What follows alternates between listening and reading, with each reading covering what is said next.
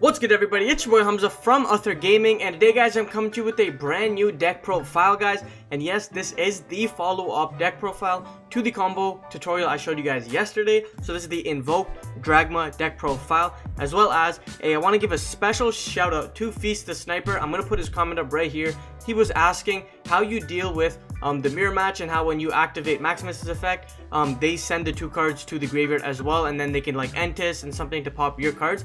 I will be showing you guys one super simple combo on how to play around that at the end of the deck profile. But yeah guys, make sure you guys like, make sure you guys comment, make sure you guys subscribe, because I will be doing more insane daily uploads regards to Invoked Dragma, Noble Knights, anything you guys want to know. Make sure you guys just comment it down below, and you know I got you, baby. Anyways guys, let's get straight into this deck profile. So guys, of course, starting off with the deck profile, starting off with the deck profile, guys, we play our triple Ather, the Invoker, the quote-unquote best normal summon of the deck, because the other normal summon of our deck, we can kind of bypass the normal summon restriction by also special summoning it, but I'll get into that with more detail. Essentially, Ather Invoker is like any time you think of like a one-card engine that can usually synergize well with like light monsters, you think of Ather the Invoker, especially if the other engine that it is sort of complementing doesn't rely on its normal summon all too much. So right here guys, we play the triple Ather, the Invoker, one card Macabre, one card a lot of things to deal with the metagame and help protect your boards. But anyways, enough about Ather. I'm sure you guys know him far too well. We're gonna move on to the new cards of the deck, which are triple Ecclesia, the Dogmatika. Ecclesia, please forgive me if I'm butchering this name, but I'm just gonna call her Saint. Basically Saint's effect is cannot be destroyed by battle with a monster that was special summoned from the extra deck. And then of course you can only use each of these effects once per turn. The first effect says if there is a special summon monster from the extra deck on the board, you can special summon it from your hand. Second effect is if this card's normal special summon, add one Dragma card from your deck to your hand, but you cannot special summon other monsters from the extra deck for the rest of the turn. Doesn't even matter, because again, like I said before, if you guys saw my combo video, you summon Macabre first, then you drop Ecclesia to get your like whatever cards you are missing. And like I said before guys, I will show you a super crucial combo to deal with the mirror match. So yeah, that's it for triple Ecclesia, the Dogmatika. Super good. The fact that it triggers on special summon might be a little too good for my taste, but again, it's super insane.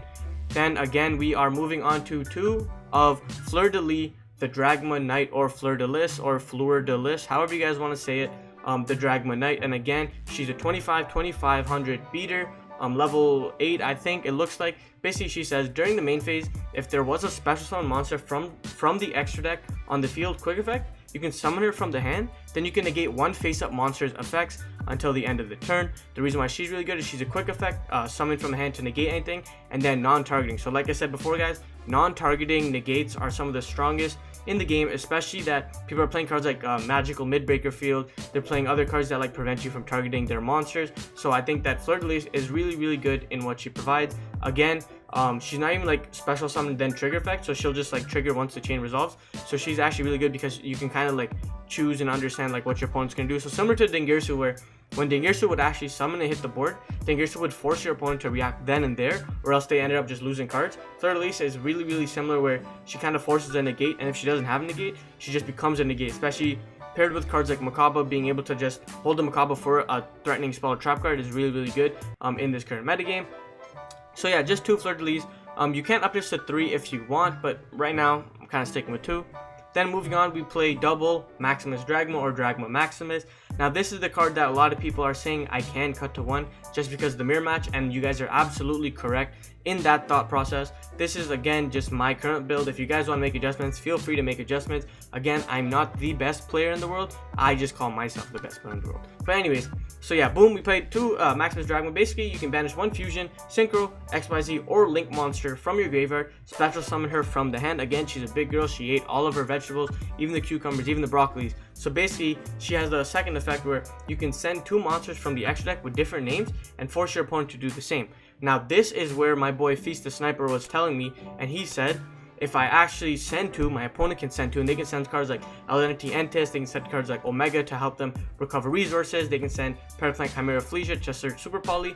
So that is where I'm going to tell you guys that you can either play 1 Maximus or even 0 if you fear that. But just again, like for the combo tutorial and for the deck file, I just want to show you guys the standard build, which is the Maximus Dragma that they are playing. But anyways, that's it for like the engine cards. Again, it's an invoked engine deck. So now we are going to just shield our deck up with hand traps. So again, we play triple Ash Blossom and Joyous Spring to stop our opponent from actually playing the game. Again, I mean, it's Ash, I don't really need to explain as much. Moving on, we play triple Effect Veiler. Again, shouldn't really need to explain a lot about Effect Veiler. Light, tuner, negates any monster on the field. So again, like I said before, quick effect, target one monster during your opponent's main phase and negate it. Really good. And then again, it's a light monster, so you can do whatever you want with it. You can play Ghost Ogre. And personally speaking, I think Ghost Ogre is really good card in this current metagame, because you actually just destroy the card. Yeah, you don't negate it, but whatever, you just get rid of the problem altogether. So that's why I think that you can play Veiler and Ogre. Again, you can like cut this deck however you want. And then triple Nibiru, the ultimate format checking hand trap. If you're playing against a combo deck, since you are playing like a more control oriented deck, you want to be able to slow your opponent down to get him to your level. And once you get to your level and you start trading resources, the game is pretty much over. So triple Nibiru, the Rock of Justice, he's really good. I wish that was his name, but it's not. Konami hire me. But anyways, yeah, so that's triple Nibiru. Then moving on, we play triple Call by the Grave, because again, we're not playing a combo deck, but we still want our combo to resolve, because our combo is just as powerful as other combo decks. So the thing is, now combo decks are more like not going towards like the 15 negate uninterrupted, I don't care what you do, 15 negate boards, because of cards like Dark Ruler No More. So you want to be able to just establish sticky boards that can consistently loop the same cards over and over again and do like similar things that can constantly replenish your hand and stuff like that. So I think Call by the Grave is really good in that regard. Again, it's another disruption, similar to like DD Crow. Yes, you can't use it during your opponent's turn 0, but again, it helps you deal with tricky cards like Ash Blossoms, like Veilers, like whatever. Then moving on, we play triple Magical Meltdown and D1 Terraforming. So technically 4 Magical Meltdowns. I mean it's Magical Meltdown, right? Search your Alistair get into your engine. Really good. And then I mean Terraforming is whatever. You can actually cut the third Meltdown 4 cards like Mystic Mine or whatever. Again, it's up to you guys, but I just feel like this is the best way to play the deck right now. Then of course we're playing triple Invocation, because we're playing Pot of Desires, so we want to be able to make sure we have at least one. And again, we play like 3-ofs and multiples of all our cards, so it doesn't really matter because we play Desires. And then moving on to the new card, sort of like new card of the Dragmo, it's Disciple of the Nadir or Nadir. Essentially, what this card says is send one monster from your extra deck to the graveyard, then add one Dragmo monster or Albuses, whatever, from your deck or graveyard to your hand with attack less than or equal to the sent monster. Then again, for the rest of the turn after this card resolves, cannot special summon monsters from the extra deck. Again, doesn't matter once we summon Makaba and do whatever our shenanigans we want to do. And then this card is really good because it's literally Rhoda. But the reason why it's super powerful is you can use this card going second and send your disruption cards. You can use it going first and just like help like establish your board state. So that's why this card is really good. And I think that it's like literally mandatory 3-of. And again, since you're playing 3, you can get away with playing your double or triple Pot of Desires. Remember, you can play 3 in this deck. Right now, I just like, I mean, honestly, 41 cards, I'll play the third Desires, but right now I just want to show you guys again the bog standard list. Banish 10, draw 2, Pot of Neg 9, baby, let's get it. But moving on from Pot of Desires, you play double Dragma Punishment. Personally, I wouldn't recommend cutting this card down because you want to have the alternate line of play in case you're going into the mirror match, and just like siding one is just so incorrect in the current metagame. So Dragma Punishment, basically target one face-up monster your opponent controls, summon a monster from the extra deck to the graveyard with attack equal or higher attack. If you do, destroy the targeted monster, and then until the end of your next turn after this card resolves, you can also special monsters from the extra deck for whatever, yada. But basically, this card is like the new way to play around the mirror match, because instead of summoning Maximus, you go for Dragon Punishment, and I'll show you guys the combo quickly at the end to how to play around it. But rounding off our hand traps, we're going to play the triple Infinite Permanence. So we're playing 3, 6, 9 defensive hand trap cards, 12 if you count Call by the Grave. So we're playing 12. We're playing 12. Sorry, my brain's not working right now. It's literally mulch. We're playing 12 hand traps to stop our opponent going second, but it's also more blanket security going first as well. You guys can play other consistency cards if you want, but to be honest, I would rather just gear my deck to be able to go first or second, like I said before. They play the one-shot all Rook. Basically, he says during the main phase, you send one-shot all monster by banishing materials from your graveyard or field, and then send one monster your opponent controls with the same attribute as the monster special summon. So basically, this card is really interesting because it's actually a continuous trap card. Correct me if I'm wrong, but you can constantly be using this effect during the main phase, and it doesn't really lock you into anything. And the best thing about this card is, since it's a trap card, you can use it during your opponent's turn, similar to like Time Pendulum Graph. Like, worst case scenario, you summon a construct, and the construct can send tech cards like Shaddoll Beast, like Shaddoll Dragon. So I think Rook is really good in what it provides. So that's it for the main deck, 40 standard. Again, subject to change like I've said before. But then we're just going to quickly go on to cards that you can play. So again, you can play the second Shaddoll Rook, you can play a Beast, and you can play a Shaddoll Fusion. So more of like the heavier Shaddoll package, depending on how you like playing the deck, whether it's like stunning your opponent with Window, whether it's playing like more control style with like I said before, with like heavy trap cards. So that's it for that. You can play Gamma as well, because like I said before, if you play the Shaddoll engine, you can go like Shaddoll Fusion, they go negate, you go Gamma, see you later, nerd, and you will be playing Omega for the most part, like I said right here. Then of course I played the one, or not the one, but you can play Golden Lord, like we've seen in the OCG and how they've been adapting. They've been teching the one Eldritch Golden Lord to deal with cards like El Shaddoll Window and other problematic monsters that like pose a threat to the deck, I guess, but whatever. Then more tech cards. Again, you can play the Cyber Dragon Nova. When they Maximus you, you send the Nova and summon a Macabre. You can send the Wind Pegasus. Basically, it's sort of like a disruption if they destroy one of your cards. And then you can play the one Predaplant Chimera Flesia. Basically, right here, what she says is when she's sent to the graveyard, during the next damage phase, you can add one Polymerization spell card or one Fusion spell card from your deck to your hand. And right here, you guys see Super Poly. So Super Poly will clear the entire board. If your opponent Maximuses you, you send him, use his effect, you draw for turn, then standby phase, you add a Super Poly. So essentially, you just went +2, and Super Poly wipes the entire board, so you don't need to deal with any of that BS nonsense. But yeah, moving on to the extra deck, we play the one El Shaddoll Apocalone. Basically, when she's sent to the graveyard, add a Shaddoll card, then pitch a Shaddoll card. Play the one Construct, and this is just to recur your Shaddoll Rook and other Shaddoll cards if you play a higher engine. Again, you can send cards like Dragon to disrupt your opponent. You can send Shaddoll Ariel, I think it is. I didn't show here, but I should probably just grab Ariel right here. So right here, Nate Shaddoll Ariel. Basically, when Ariel sent to the graveyard, you can like banish 3 cards from your opponent's graveyard. Really good. The one Shaddoll Window. Let me get this out of the way. The one Shaddoll Window, because you want to stun your opponent. Double Elder Entity Entis. 2500 attack actually. So the funny thing is, you can go ahead and use Dragon Punishment, not Divine Punishment, that's a garbage card. Use Dragon Punishment, target a card, send Entis to the graveyard, pop a card with Dragon Punishment, and then Entis will pop another card, right? So, I mean, you don't get Maximus and you don't get like the Rook play, but you still end with a double pop. And Entis can, I think, pop, turn one card in the field, sorry, yeah, I can pop any card, so yeah. Then we play 2, obviously I'm not going to say that name, but I'm going to call him the Ashen Dragon because that's what his OCG name is. Basically, Ashen Dragon is monster 2500 or more attack, gain attack equal to the combined original levels of materials used for its fusion summon. You almost never, well, not never, you can't ever summon this card because you don't play Albus, the whatever you want to call him. Main reason why you play this guy is just because the simple fact of his end phase effect, which is during the end phase, if he's in the graveyard because it was sent there this turn, take one Dragon monster and you can either add him to your hand for recursion play, or you can just special summon him and then trigger it. So he's really good. You want to play 2 in your deck because you want to be able to use one during your turn 1 and then your follow-up plays. He's really good in what he provides. Then we're going to bang out the double Macabre because you already know we're playing an Invoked deck and we want to be able to summon a Macabre for the grand game.